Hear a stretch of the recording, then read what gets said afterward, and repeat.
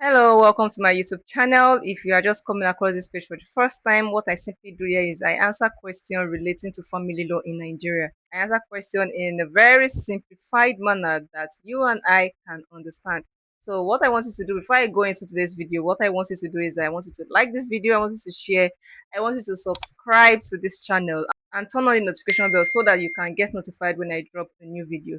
So let's go into today's video. And today's question is this: is it possible to dissolve a marriage if both parties agree that they are tired of each other? I'm sure situation like this is very common. You see husband and wife saying, "Oh, I'm tired. I'm just bored of this relationship. No major fights, no drama, nothing."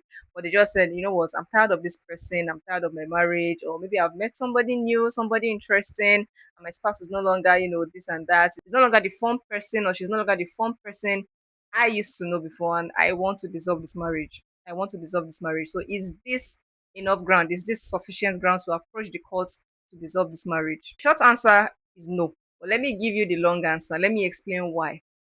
Under the Nigerian law, particularly the Matrimonial Causes Act, you cannot just dissolve your marriage simply because you are tired of your partner, simply because you are bored of the marriage. No, no, no, no, no. You cannot do that. The only reason you can approach the courts to dissolve your marriage is if your marriage has broken down irretrievably. It means that under the Nigerian law, under the Matrimonial Act, for you to be able to dissolve your marriage must have broken down completely. It must have gotten to a stage whereby there is no hope for reconciliation. The relationship can no longer be repaired. In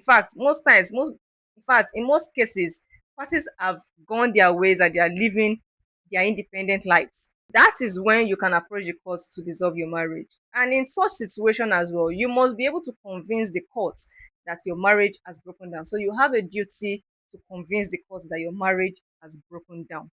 So it's not like maybe you are just angry or both of you are going through a rough patch or you've had a rough year. No, no, no, no, no, no, no. It's not that. You must be able to convince the court that your marriage has broken down irretrievably. And how can you prove this to the court? How can you prove that my marriage has broken down irretrievably? What are the things I need to prove? What are the grounds I need to prove? Now, these grounds are provided for in section 15, subsection 2 of the Matrimonial Causes Act.